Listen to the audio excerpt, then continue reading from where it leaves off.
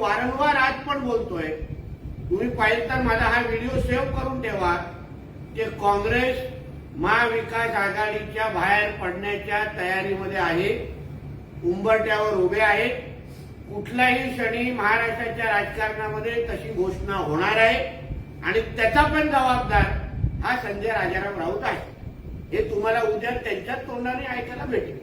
म्हणजे खंजीर खुपसण्यामध्ये ज्यांनी पीएचडी केलेली आहे, प्रत्येक बाबतीमध्ये हाच खरा आणि बाकी सगळे खोटाळले.